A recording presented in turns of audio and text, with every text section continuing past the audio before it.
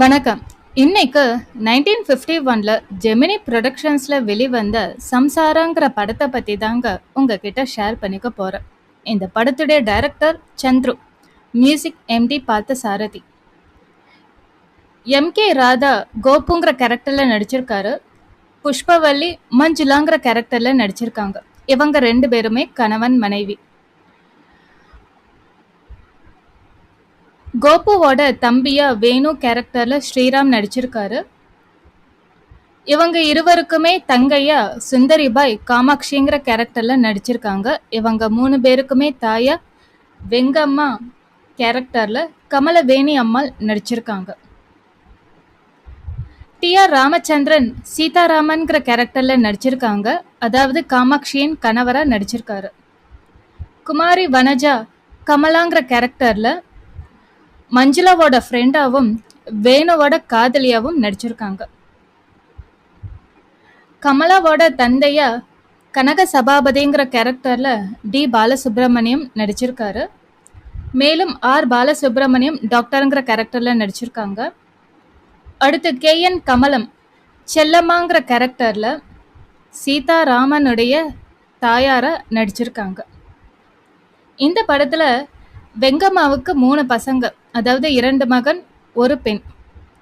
மூத்த மகன் கோபு கவர்மெண்ட் கிளர்க்கா வேலை பார்த்துட்டு இருக்காரு. தன் மனைவி குழந்தைகளோட பட்டணத்துல சந்தோஷமா வாழ்ந்துகிட்டு இருக்காரு.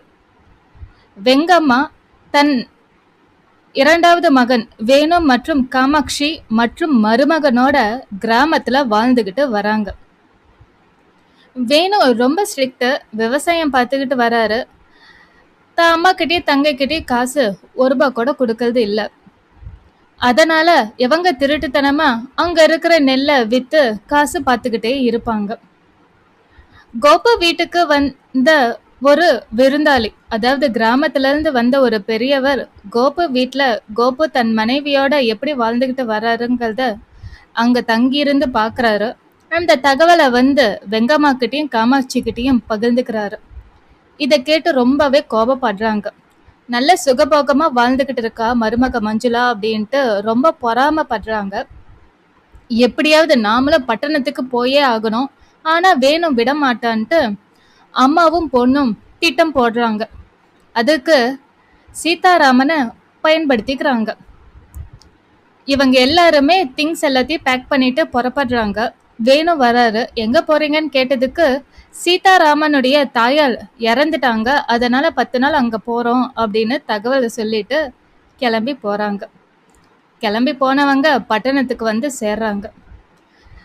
சந்தோஷமா வாழ்ந்துகிட்டு இருந்த குடும்பத்துல பூகம்பம் வந்த மாதிரி இவங்களுடைய என்ட்ரி ரொம்பவே இவங்களுக்கு சங்கடத்தை ஏற்படுத்துது. வந்த உடனே சண்டை, வாய் சண்டை எல்லாமே ஆரம்பமாகுது. கொஞ்சம் கொஞ்சமா வீட்டுல நிம்மதி குறைஞ்சிக்கிட்டே வருது. இதுக்கிடையில வேணு கிராமத்துல ஹீரோயின் கமலாவை சந்திக்கிறாரு அவங்களுடைய ஃப்ரெண்ட்ஸோட. அவங்களுடைய கார் ஒரு ஆத்தங்கரையில சிக்கிக்குது சேத்துல. அத அவருதான் ஹெல்ப் பண்ணி அவங்க வீட்டுக்கு அழைச்சிட்டு போய் விடுறாரு. அதனால அவங்க 2 பேருக்கும் ஒரு நட்பு ஆரம்பமாகுது. இதுக்கிடையில சீதாராமனுடைய தாயார் கிராமத்துக்கு சீதாராமனை கூப்பிடுறாங்க. சீதாராமன்லாம் இங்க இல்ல அப்படின்னு சொல்றாரு வேணு, வந்தது யாருன்னே தெரியாம. அப்புறம் பார்த்தா சீதாராமனுடைய தாயார் பார்த்து ஷாக் ஆகுறாரு. பேய் தான் வந்துருச்சோ அப்படின்னு. நீங்க தான் இறந்து போயிட்டீங்கன்னு சொன்னாங்க, நீங்க உயிரோட நிக்கிறீங்க அப்படின்னு அவர் கேட்குறாரு. யார் சொன்னா அப்படின்ட்டு எல்லா விவரமும் கேட்டு தெரிஞ்சுக்கிறாங்க. இப்பவே நானும் பட்டணத்துக்கு போறேன் அப்படிங்கிறாங்க. இல்ல, நம்ம 2 பேருமே சேர்ந்து பட்டணத்துக்கு போலான்னு இவங்க 2 பேருமே புறப்பட்டு பட்டணத்துக்கு வராங்க. வீட்டுக்குள்ள நுழையிறாங்க. அப்புறம் அவங்க எல்லாருமே ஷாக் ஆகுறாங்க. சீதாராமனை எப்படியாவது கண்டிச்சு தன் கூட அழைச்சிட்டு போயிடுறாங்க சீதாராமனுடைய தாயார். அவர் வரவே மாட்டேங்கிறாரு. தன் மனைவி கூட தான் இருக்கணும்னு ஆசைப்படுறாரு. இருந்தாலும் அழைச்சிட்டு போயிடுறாங்க. வேணு வந்ததுனால அவங்க அம்மாவும் தங்கையும் ரொம்பவே கஷ்டப்படுறாங்க. ஏன்னா அவரு அப்பப்ப என்ட்ரி கொடுத்து அவங்களுடைய பிளானை ஸ்பாயில் பண்றதுனால. கமலா கிளப் ஆனிவர்சரிக்கு இன்வைட் பண்ணுறதுக்காக மஞ்சுளா வீட்டுக்கு வராங்க. வேணுவையும் சந்திக்கிறாங்க. மஞ்சுளா தன்னால் கலந்துக்க முடியாது, வேணுவை அழைச்சிட்டு போன்னு அனுப்பி வைக்கிறாங்க. அவங்க 2 பேரும் க்ளோஸ் ஆயிடுறாங்க. அது மட்டும் இல்லாமல் கமலா வேணுவை தன்னுடைய வீட்டுக்கும் அழைச்சிட்டு போகிறாங்க. அவங்க நல்ல பெரிய பணக்காரங்க மற்றும் அவங்க யூஸ் பண்ணுற ஒவ்வொரு பொருட்களையும் பார்த்து அதிர்ச்சி அடைகிறாரு. அதிசயமாகவும் இருக்கு. ஃபேனு, டெலிஃபோன் எல்லாமே. அதை பற்றி நிறைய தெரிஞ்சுக்கிறாரு வேணு. இங்க வீட்டில் காமாட்சி ஒவ்வொரு பொருளையும் திருடி வச்சுக்கிறாங்க, பணம் உட்பட. அதை குழந்தைங்களோ இல்லை மஞ்சுளாவோ கேட்கும்போது அதை ஒரு பெரிய சண்டையாக உருவாக்கி பிரச்சனையை உண்டு பண்ணிக்கிட்டே இருக்காங்க காமாட்சியும் அவங்க அம்மாவும். இதில் கொஞ்சம் கொஞ்சமாக நிம்மதி இழந்து போய்கிட்டே இருக்கிறாரு கோபு. மஞ்சுளா 6 மாத கர்ப்பிணியாக இருக்கிறாங்க. ஆனால் இந்த சமயத்திலும் அவங்களால நிம்மதியாக இருக்க முடியல. இப்படியே ரொம்ப நாள் போய்கிட்டே இருக்கு. எப்படியாவது அம்மாவையும் தங்கையும் ஊருக்கு அழைச்சிட்டு போகலான்னு பிளான் பண்ணுறாரு வேணும். ஆனால் அதுவும் ஃபெயிலியரில் முடியுது. அதனால் அவர் மட்டும் ஊருக்கு கிளம்பி போயிடுறாரு. ஊருக்கு போயிட்டு நெல் வித்த பணத்தை ஒருத்தர் மூலமாக வீட்டுக்கு அனுப்பி வைக்கிறாரு. மஞ்சுளா பிரசவ காலத்தில் ஆஸ்பத்திரியில் அட்மிட் ஆகியிருக்காங்க. ஆனால் பிரசவத்துக்கு பணம் செலவழிக்க காசு கொஞ்சம் கூட இல்லை. தவிச்சு போகிறாரு கோபு. பணத்துக்காக ரொம்பவே அலையிறாரு. அதனால் மஞ்சுளா தன்னுடைய தாலியவே கழட்டி கொடுக்குறாங்க. எனக்கு மஞ்சள் கயிறு போதும் அப்படின்ட்டு. அதை விற்று பணமாக்கி அதையும் கொண்டு வந்து வீட்டில் ஒளி வைக்கிறாரு கோபு. அதையும் பார்த்து காமாட்சி திருடி வச்சுக்கிறாங்க. ஊர்லேருந்து வேணும் அனுப்பி வச்ச பணம் 400 ரூபாயும் பொய் சொல்லி இவங்களே வாங்கி வச்சுக்கிறாங்க. அதனால் காசு கொஞ்சம் கூட இல்லாமல் தொலைஞ்சு போன நிலமையில பித்து பிடிச்சி போய் கோபு என்ன பண்ணுறதுனே தெரியாமல் இருக்கிறாரு. அதனால் ஒரு லெட்டர் எழுதி வச்சுட்டு ஓடி போயிடுறாரு. தன் குழந்தைய அழைச்சிக்கிட்டு தன் இன்னும் 2 குழந்தைங்களோட வீட்டுக்கு வர மஞ்சுளாக்கு அந்த லெட்டரை படிச்சுட்டு ரொம்ப அதிர்ச்சி அடைகிறாங்க. கமலா மூலமாக வேணு இந்த தகவலை தெரிஞ்சுக்கிறாரு. தன்னுடைய அண்ணன் வீட்டை விட்டு வெளியே போயிட்டாரு அப்படின்ட்டு. அதனால் ஊருக்கு வராங்க. வந்த சமயத்தில் கடங்காரங்க எல்லாருமே வரிசை கட்டி நின்றுக்கிட்டு பணத்தை கொடுங்கன்னு நின்றுட்டு இருக்க, அப்புறம் வேணும் அவங்க அம்மாவும் தங்கையும் ஒலி வச்சிருக்கிற பணத்தை எடுத்து அவங்க எல்லாருக்குமே பகிர்ந்து கொடுத்து அனுப்பி வைக்கிறாரு. அதனால் ரொம்பவே கோபம் அடைஞ்ச காமாட்சியும் அவங்க அம்மாவும் வேணுக்கும் மஞ்சுளாவுக்கும் உறவு இருக்கிறதா கமலா முன்னாடியே பேச கமலா கோச்சிக்கிட்டு ஒரு பக்கம் போயிடுறாங்க. வேணு கமலாவை சமாதானப்படுத்த போறாரு. மஞ்சுளா இதில் ரொம்பவே மனம் உடைஞ்சு போகிறாங்க. அதனால் அவங்களும் ஒரு லெட்டர் எழுதி வச்சுட்டு அந்த ஊரை விட்டு தன் குழந்தைங்களை அழைச்சிக்கிட்டு போயிடுறாங்க. கமலாவுக்கு ஒரு லெட்டரை எழுதி அனுப்பி வைக்கிறாங்க. வேணு மேலே ரொம்ப கோபமாக இருக்கிற கமலா வேணுவை சந்திக்க மறுக்கிறாங்க. ஆனால் மஞ்சுளா அனுப்பி வச்ச லெட்டர் மூலமாக எந்த தப்புமே இல்லைன்னு புரிஞ்சுக்கிட்டு வேணுவை சந்தித்து தகவலை சொல்கிறாங்க. மஞ்சுளாவை தேட முயற்சி பண்ணுறாங்க. ஆனால் மஞ்சுளா கிடைக்கவே இல்லை, குழந்தைங்களும் கிடைக்கல. அதனால் போலீஸில் போய் கம்ப்ளைண்ட் பண்ணுறாங்க. கமலாவும் வேணுவும் காதலிக்கிறாங்க. இதை அவங்க தந்தையும் புரிஞ்சுக்கிறாரு. சரி சீக்கிரம் கல்யாணம் பண்ணி வைக்கலான்னு முடிவுக்கு வராரு. ஆனால் வேணு என்னுடைய அண்ணன் குடும்பம் ஒன்று சேரணும், அதுக்கப்புறம் தான் நான் கல்யாணம் பண்ணிப்பேன் அப்படிங்கிறாரு. சரி நல்லது, அப்படியே ஆகட்டும் அப்படிங்கிறாரு. இவங்க ஒரு பக்கம் போலீஸ் ஸ்டேஷனில் கம்ப்ளைண்ட் கொடுத்துட்டு ஒரு பக்கம் தேடிக்கிட்டே இருக்காங்க. இங்கே ஒரு பக்கம் மஞ்சுளா வீட்டை விட்டு போய் ஒவ்வொரு ஊராக அலைஞ்சு போய்கிட்டே இருக்காங்க, கையில் குழந்தைங்களோட, எந்த ஆதரவுமே இல்லாமல். ஒரு பக்கம் காமாட்சியும் அவங்க அம்மாவும் அந்த வீட்டில் இனிமே காலம் தள்ள முடியாது, காசும் இல்லை அப்படின்ட்டு சீதாராமன் வீட்டுக்கே போகலான்ட்டு மாப்பிள்ளை வீட்டுக்கே அவங்க படையெடுக்கிறாங்க. அங்கே போய் உக்காந்துக்கிறாங்க மாப்பிள்ளையோட உதவியால். அங்கேயும் இவங்களோட அட்டகாசம் தாங்க முடியல. அம்மாவும் மாமியாரும் சண்டை போட்டுக்கிட்டே இருக்காங்க.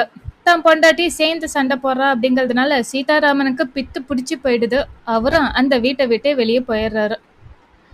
ஒவ்வொரு சமயமும் போலீஸ் ஸ்டேஷன்லேருந்து தகவல் வரும்போது அன்னை கிடைச்சிட்டாங்கங்கிற தகவல் வரும்போது சந்தோஷமாக போகிறாரு வேணும். ஆனால் அங்கே வேற யாரோ இருப்பாங்க. ரொம்ப மனமுடைஞ்சு போறாரு. இப்படி ஒரு சமயத்துல சீதாராமனை சாமியார் கோலத்துல பாக்குறாரு வேணு. அப்புறம் அவருக்கு புத்திமதி சொல்லி, நீங்க ஆண்பளையா நடந்துக்கணும், நீங்க தான் அவங்கள அடக்கி ஆளணும்னு அட்வைஸ் பண்ணி ஊருக்கு அனுப்பி வைக்கிறாரு வேணு. இப்படியே 7 வருஷம் ஓடிடுது. மஞ்சுளா தன் குழந்தைங்கள சாப்பிட வைக்கிறதுக்கு எதுவுமே இல்லாம அவங்களுக்கு பிச்சை எடுக்க கத்து கொடுக்குறாங்க. அதுவே அந்த வருமானத்து மூலமா தான் அவங்க 4 பேருமே சாப்பிட்டுக்கிட்டு இருக்காங்க. கை குழந்தைகளோட அவங்க ரொம்ப கஷ்டப்படுறாங்க. இப்படியே காலம் போய்க்கிட்டே இருக்கு. ஒரு 7 வருஷமே ஆயிடுச்சு. பெரிய பையன் நல்லா வளர்ந்துட்டான். ஆனா அந்த பையன் பிச்சை எடுக்கிறத பார்த்து, நீ தான் நல்லா இருக்கிறியே, உழைச்சி சாப்பிடலாம் இல்லையே அப்படின்னு கேட்கும்போது, அந்த பையனுக்கு நாம இனிமே வேலைக்கு போகலாம் அப்படிங்கிற எண்ணம் வருது. அதனால கனக சபாபதி இவங்க தங்கி இருக்க கிராமத்துக்கே ஒரு மில்லை வாங்கிட்டு வந்து செட்டில் ஆயிருக்காங்க. அந்த கிராமத்துல வேணுவும் இருக்காங்க, கமலாவும் இருக்காங்க. அவங்க ஆஃபீஸ்க்கே போய் அந்த பையன் வேலை கேட்குறாங்க. அந்த பையன் பிடிவாதமா இருக்கிறதுனால வேலையும் போட்டு கொடுக்குறாங்க. அப்படியே சுத்தி சுத்தி கோபுவும் பரதேசியா எல்லாத்தையும் இழந்து சுத்திக்கிட்டே இருக்காரு. பசியோட அலைஞ்சிட்டு இருக்காரு. அவரை பார்த்து இறக்கப்பட்டு அந்த பையன் சாப்பாடு கொடுக்குறான், நல்லா பார்த்துக்கிறான். அதே இடத்துல வேலையும் வாங்கி கொடுக்குறான். அவர் ஒரு நாள் வேலைக்கு வரல அப்படிங்கிறதுனால அவரை தேடி போறான் அந்த பையன். அவர் உடம்பு சரியில்லாம படுத்த படுக்கையா இருக்காரு. அதனால அவரை அவங்க வீட்டுக்கு அழைச்சிட்டு வரான் அந்த பையன். அம்மா கிட்ட, அம்மா இவரை நீ பத்திரமா பார்த்துக்கணும் அப்படின்னு சொல்றாங்க.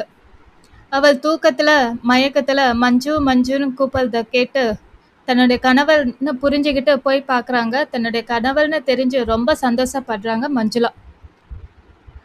அவர் ரொம்ப உடம்பு முடியாத நிலையில இருக்கிறதுனால அவரை எப்படியாவது காப்பாத்தியே ஆகணும்னு டாக்டரை வர வைக்கிறாங்க. ஆனா அவரால் சரிப்படுத்த முடியாதுன்னு பிரைவேட் டாக்டரை தான் பார்க்கணுன்ட்டு அவரை அழைக்கிறதுக்காக போறாங்க மஞ்சுளா. ஆனா அவரும், எனக்கு இவ்வளோ ஃபீஸ் வேணும், இவ்வளோ ஃபீஸ் கொடுத்தா நான் வரேன், இல்லைன்னா தர்மாஸ்பத்திரிக்கு போங்க அப்படின்னு சொல்றாங்க. ரொம்பவே மனமடைஞ்சு தன்னோட பையன் வேலை பார்க்குற மில் முதலாளி வீட்டுக்கு போய் பணம் கேட்கலான்னு போறாங்க. அங்க அவரும் மறுக்கிறாரு. அதனால அவர் அடிச்சு போட்டு அவரோட பர்ஸை எடுத்துட்டு வந்துடுறாங்க மஞ்சுளா. அந்த பணத்தை கொண்டு போய் கொடுத்து டாக்டரை எப்படியாவது வீட்டுக்கு அழைச்சிட்டு போய் தன் கணவருக்கு வைத்தியம் பார்க்க வைக்கிறாங்க மஞ்சுளா. டாக்டர் அடுத்த நாள் வர டாக்டர் மூலமா, நேத்து கனக சபாபதியை அடிச்சு போட்டுட்டாங்க காசுக்காக, அவங்களோட மருமகனே வேணுவை அரெஸ்ட் பண்ணிட்டு போயிட்டாங்க அப்படிங்கிற தகவல் டாக்டர் மூலமா தெரியுது மஞ்சுளாவுக்கு. அந்த தப்பு பண்ணினது நான் தான் அப்படின்ட்டு போலீஸ் ஸ்டேஷனுக்கு ஓடுறாங்க. போலீஸ் ஸ்டேஷன்ல போய் தன்னுடைய உண்மை எல்லாத்தையுமே சொல்றாங்க. டாக்டரும் கனக சபாபதியும் இந்த தப்புக்கு நாங்களும் காரணம்தான் அப்படின்னு எல்லா உண்மையும் சொல்றாங்க. அப்புறம் அவங்களோட குடும்பம் ஒன்று சேருது. இதுதான் இந்த படத்தோட கதை. ஒரு குடும்பத்துல ஒரு தாய் சரியில்லை அப்படின்னா அந்த குடும்பம் எந்த அளவுக்கு கஷ்டப்படும் அப்படிங்கிறதுக்கு இந்த படம் தாங்க உதாரணம். வெங்கம்மா தன் மகன் சந்தோஷமா தன் மனைவியோட வாழ்றாங்கிறத அவங்களால பொறுத்துக்கவே முடியல, பொறாமப்படுறாங்க. அதே மாதிரி தன் மகளும் தன் புருஷன் வீட்டுக்கு போய் வாழவே கூடாது, தன் கூடவே தான் இருக்கணும் அப்படின்னு ரொம்பவே பிடிவாதமா இருக்காங்க. அதனால தன் பெண்ணையும் வாழவே விடல. அவங்களோட பிடிவாதம் ஒரு குடும்பத்தை அந்த அளவுக்கு சீரழிச்சிடுச்சு. தேங்க்யூ.